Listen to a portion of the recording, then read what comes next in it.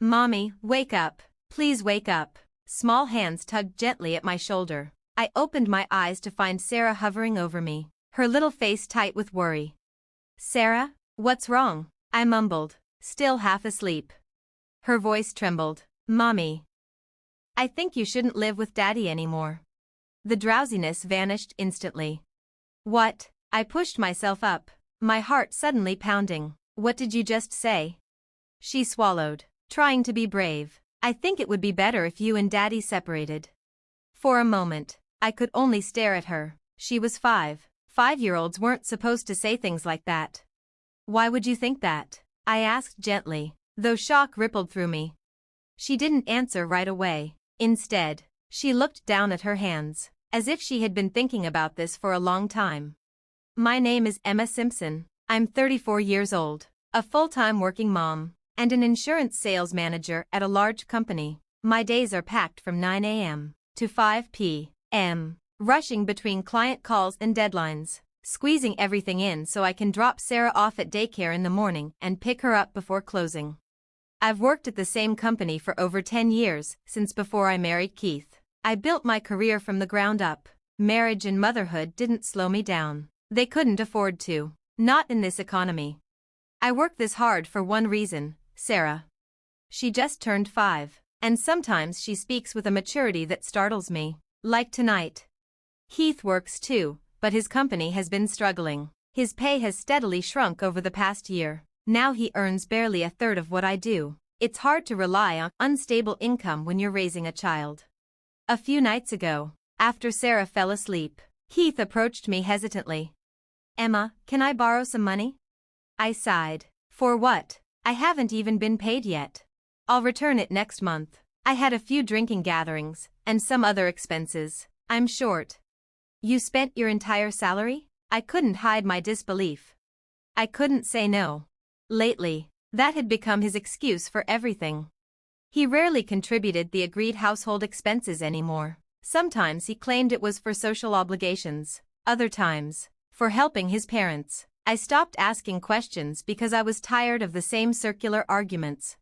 He always relied on me to fill the gaps. What would he do if I said no? He once admitted he couldn't save. His bank balance was nearly empty. That meant if I didn't help him, he'd likely borrow elsewhere, possibly drowning us in debt. And I refused to let Sarah grow up seeing her father as irresponsible. Fine, I said that night. $200. You're a lifesaver. I promise I'll repay you next month. You always say that, I replied quietly. He promised again. He would stop drinking. He would prioritize Sarah. I wanted to believe him. And to be fair, Keith was a loving father. On weekends, he tried. He really did. One Saturday morning, he said, Emma, I'll handle Sarah today. Why don't you go out for once? I have laundry, groceries, cleaning. We'll manage. I'll order lunch. Go relax. Sarah's sleepy voice chimed in. It's okay, Mommy. I'll stay with Daddy. Her trust softened me. So I went out, for the first time in months. But even while wandering the department store, I couldn't bring myself to buy anything for me. I ended up buying clothes for Sarah and her favorite chocolate croissant instead. When I returned home, Sarah ran to me. Mommy, did you have fun? I did, I smiled. And look what I brought you.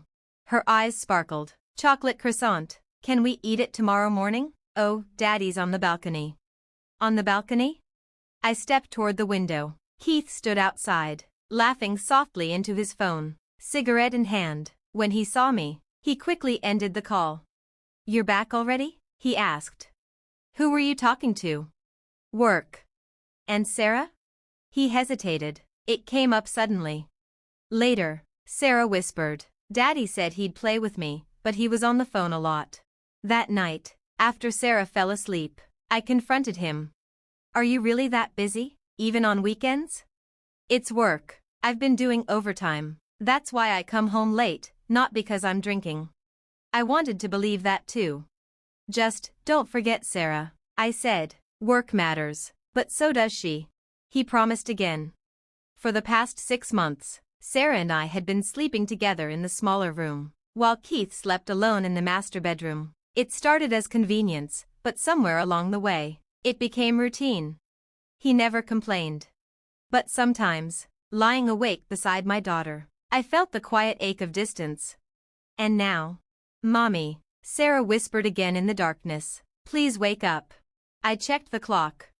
2 a.m. The apartment was silent. Keith was asleep in the other room. Sarah climbed closer to me and whispered something that made my blood run cold.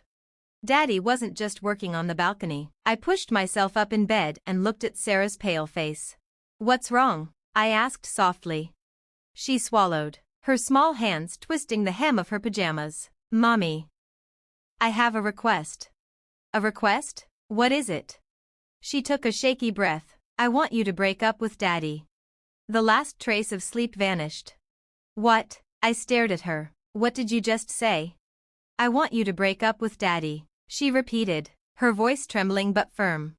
I forced myself to stay calm and looked straight into her eyes. Why would you say something like that? Because if things stay like this, you're in danger. In danger? My chest tightened. Sarah, what do you mean? I'm fine. She shook her head, tears spilling down her cheeks. Dad wants to hurt you. My heart began to pound so loudly I could hear it in my ears. I gently pulled her into my arms and stroked her back until her breathing slowed. Tell me everything, I whispered. Earlier, when I went to the bathroom, I heard Dad talking on the phone in his room. She said between sniffles. He said it would be good if something happened to you, Emma, so he could get the insurance money. For a second, I couldn't breathe. Insurance money. The word echoed in my mind like a gunshot. He also said I love you, but it wasn't to you, Sarah added quietly. It was to someone else. My hands went cold. Don't worry, I managed to say, even though my voice trembled. I'll make sure we're safe. Inside, gratitude and fury twisted together. My 5-year-old daughter had been brave enough to wake me in the middle of the night to protect me. Now it was my turn to protect her. I cupped her face gently. Sarah, listen carefully. If what you heard is true, I can't stay here with Daddy anymore. Do you understand? She nodded. I'm thinking about leaving this house tonight. What do you think? Without hesitation, she answered. I want to stay with you, Mommy. Are you sure? Yes, I can't be without you. My throat tightened. Okay, then we'll go together. I told her to quietly pack her favorite things. She moved carefully, zipping her small backpack without making a sound. I grabbed important documents, my wallet, and, on impulse, Keith's tablet from the living room table. Before stepping out, I removed my wedding ring and left it behind. We slipped out into the dark before dawn. At 5 a.m., I rang my parents' doorbell. My mother opened the door, startled. Emma? Sarah? What happened? I'm sorry for coming so early, I said. Can we stay here for a while? Of course, she said immediately, ushering us in. After settling Sarah into the guest room, I sat in the living room with my parents and told them everything. My father's face hardened with disbelief. Keith, planning an accident? He asked. Sarah overheard him, and I think he's having an affair. To prove it, I took out the tablet. It wasn't locked. As I opened the email app, my suspicions were confirmed. Dozens of messages exchanged with a woman whose name I didn't recognize. My mother leaned closer to the screen. This looks like a detailed plan.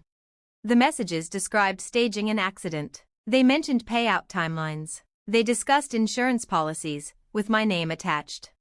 My hands trembled as I photographed every email and printed copies for evidence. Then my phone rang. Keith. I answered and put it on speaker. Emma? Where are you? I woke up and you and Sarah were gone. I'm worried. Is that really all you have to say? I asked coldly. What do you mean? Of course I'm worried. Are you planning to get me into an accident? Silence. Then, too quickly, what? Why would you say that? Sarah heard you. She heard you talk about insurance money, about something happening to me. That's ridiculous, he snapped. And what about telling another woman you love her? I pressed. His breathing changed. Why would she say that? Because it was true. I saw the messages. I said quietly, your plan, your affair, everything. There was a long pause. I never thought you'd sink this low, I continued, my voice shaking with rage. We're done. I'll raise Sarah myself. Go live with your mistress, but you will never hurt us. I hung up before he could respond. When I turned around, Sarah was standing in the doorway. Mommy, are you okay? I forced a smile and knelt to hug her. We're safe now. Really? We'll always be together? Always, I promised.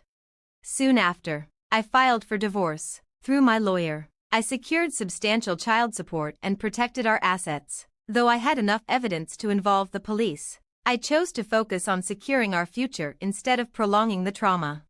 Keith's life unraveled quickly. I later heard his mistress left him, and even his parents distanced themselves. He now struggles to meet his obligations. As for us, Sarah and I moved into a new home and began again. She adjusted beautifully to her new nursery school. Her laughter returned. The fear faded from her eyes. There will always be challenges ahead, but every time I look at my daughter, I'm reminded of that night when she became my protector. And I know this. As long as we have each other, we will never face the darkness alone.